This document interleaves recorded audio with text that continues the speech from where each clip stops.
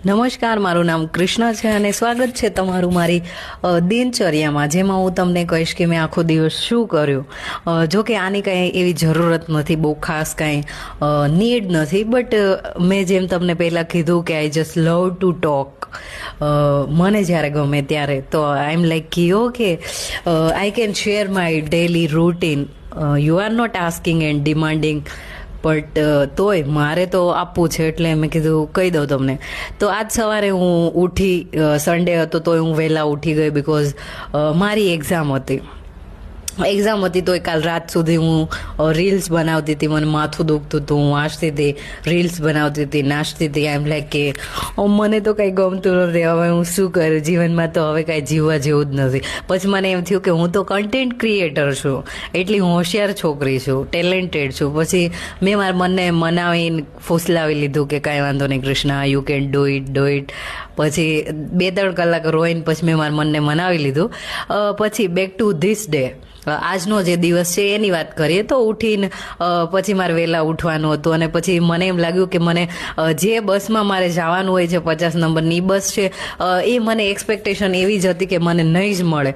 પણ લકીલી હું જેવી રજવાડીમાંથી ચા ને મસ્કા બનામ ખાઈને નીકળી તો 50 નંબરની બસ મારી સામે. તો આઈ એમ લાઈક મિરેકલ.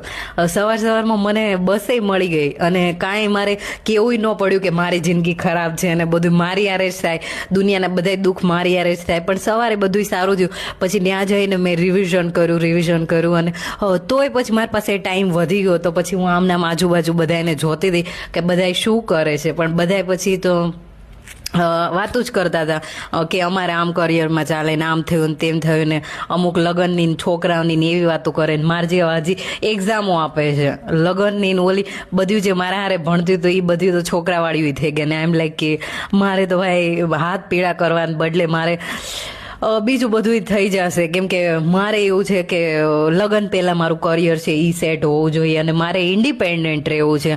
મારે કોઈની માથે પડી નથી જવું, કેમ કે પછી ભાઈ કોકની માથે તમે પડી જાઓ તો પછી એ તમારા મા બાપ હોય, તમારો વર હોય, ગમે એટલો ખાસ લવર, ખાસમાં ખાસ હોય તો એ એકવાર તો તમને સંભળાવી જ દે કે આ પૈસા તો મારા છે, આમ છે તેમ છે, મારા પૈસા તું વાપરીશ તો તાર મને ગમે એમ કરવું પડે. આઈ એમ લાઈક કે નહીં, હું મારા મા બાપનું માનતી નથી તો હું કોઈનું નહીં માનું. એટલે પછી આવું જ આ જે મેન્ટાલિટી જે હું લઈને ભાઈ એટલી દુઃખી થઈ ગઈ છું ને, તો હવે હું કોઈની વાતે નથી માની શકતી ને પછી આ ઇન્ડિપેન્ડન્ટ રહેવાનો જે ભાઈ મને ઢઢો છે ને તે એમાં ભાઈ મારે લાગી ગઈ છે. અને એમાં તો હવે હું કોઈને કાંઈ નથી કહી શકતી. અને મારા મા બાપ છે ને એનો એક મોટો એવો હતો, મારી માં છે ને હું કાંઈ બી કરું ને તો એ એમ કે મારા બાપુજીને સમજાવે, એ કે રહેવા દે લાભુ, એ તો એને છે ને સમય શીખવાડશે. તો આઈ એમ લાઈક કે my mother is always right. મારી માને બધી ખબર હોય કે સાચી વાત છે, સમય છે ને એ બળવાન છે, બાકી બધું કાંઈ નહીં. તો પછી એવું બધું થયું અને પછી એક્ઝામ આપીને આવીને પછી મારે લાલો મૂવી જોવું હતું. થિયેટર વોઝ ફૂલ ને એકેય સીટ ખાલી નહીં, તોય મારી જેવા જુગાડ કરીને ગમે ત્યાં બેસી જાય. મૂવી મૂવી બહુ મસ્ત છે, એકદમ બહુ મસ્ત છે. અને તમને હું ક્યારે પાછી એટલી ઘમંડી માણસ છું ને તો હું કોઈ દિવસ એમેય હું નથી કહેતી કે મારી આ બીજી જે ઇન્સ્ટાગ્રામ ઉપર મારી જે પ્રોફાઇલ છે એમાં મેં બુક રિવ્યૂઝ છે, મૂવી રિવ્યૂઝ છે, એ હું એના વિડીયોઝ છે એ નાખતી રહું છું. તમને જરાક ઇન્ટરેસ્ટ હોય તો તમે એમાં દેટ ફિલ્મી છોકરી કરીને છે, તો એમાં લાલો મૂવી છે એનો ફૂલ રિવ્યૂ મેં નાખ્યો છે. અને એવા ઘણા તમને ખબર છે કે, અને ના ખબર હોય તો કહી દો કે હું લિટરેચરની સ્ટુડન્ટ છું, તો મને વાંચવાનો બહુ શોખ છે. મારું જે સિલેબસનું છે ને એ વાંચવામાં મને બહુ જોર આવે. બાકી તમે મને જે બુક લઈ આપો, મને ક્યાંય દેખાઈ જાય તો હું એ એક દીમાં વાંચવાનો દમ રાખું છું, કેમ કે I just love two read. But મારું જે સિલેબસનું છે ને એ નહીં, બહારનું. તો એ થઈ ગયું કે પછી મેં મૂવી જોઈ લીધું, પછી મને એમ થયું કે હવે પેટ પૂજા માટે કંઈક ખાવા બાવા બહાર જવું પડશે. તો અમારી જે ફેવરિટ પ્લેસ છે મારી અને મારી ફ્રેન્ડ એની, તો અમે ત્યાં પાણીપુરી ખાવા ગયા, દહીં પૂરી ખાધી અને પછી ત્યાંથી આવી ગઈ. પછી મારે રિવરફ્રન્ટ ચાલવા જવાનું ને પછી બસ અત્યારે આવી ગઈ ને હવે મારે આજ આમ ઘોટાઈ જ જવાનું છે કે હાસ મારી એક્ઝામ પતી ગઈ. પણ મારી એક્ઝામ પતી ગઈ છે તો હજી તમને કહી દઉં કે મારું સ્ટ્રગલ અહીંયા પૂરું નથી થતું. હજી મારે 22-23 છે ને અમારા PhD છે એનું પ્રેઝન્ટેશન છે, તો એ મારે તૈયાર કરવાનું છે. 15 મિનિટ મોઢે બોલવાનું છે. અને ભાઈ કૃષ્ણા, તો તમને એવું લાગતું કે કેટલી હોશિયાર છે, પણ ત્યાં મારી બધી હવા નીકળી જવાની છે.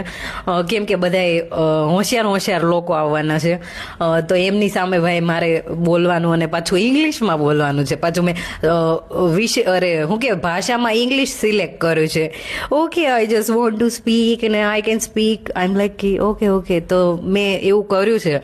કેમ કે હવે ભાઈ એ 10-15 માણા મારી સામે હશે અને તમે બધા કદાચ હું બોલતી હોય ઇંગ્લિશ તો હશો તો કાંઈ વાંધો નહીં. પછી કાલ સવારે હું બહુ ફેમસ થઈ ગઈ અને પછી હું ખોટું ઇંગ્લિશ બોલું ને કોઈ કે લે इसको तो इंग्लिश नहीं आती कि क्या बोल रही है, ऐसे मुझे नहीं चाहिए. तो इसलिए आई एम लाइक कि थोड़ा गट्स दिखाते हैं. और फिर कोई बोलेगा कि she is student of English literature and she can't speak, but I can. એટલું તો મને આવડે છે હો.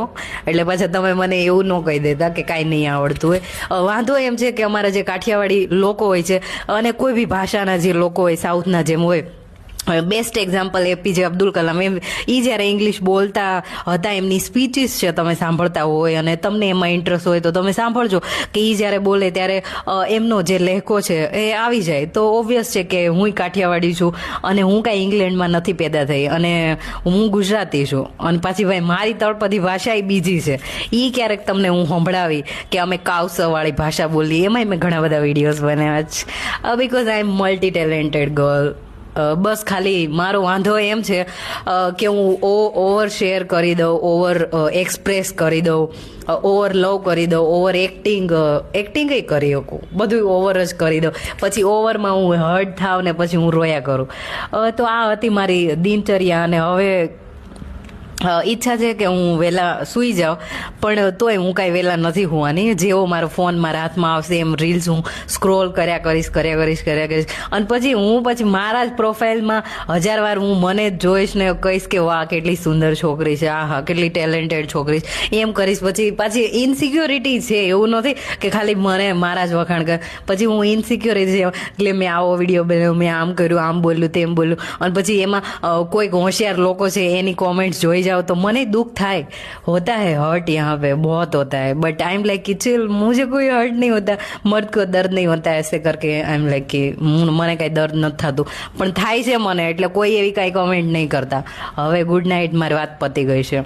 અને હું આ છે ને દિનચર્યા વાળો મને આઈડિયા સારો લાગ્યો છે, કેમ કે આમાં મારો આમ સ્ટ્રેસ છે એ ઓછું થાય છે. અને જે લોકો સાંભળે છે એમને એમ થાય છે કે સારું આ બક બોલે છે, અને બોલવાનું જ મારું પેશન છે. પાછા કોઈ કમેન્ટમાં એવું નહીં લખતા કે અહીંયા શું બોલવા આવી ગયા. મારું કામ છે, મારું ઇન્સ્ટાગ્રામ છે. Bye, good night everyone.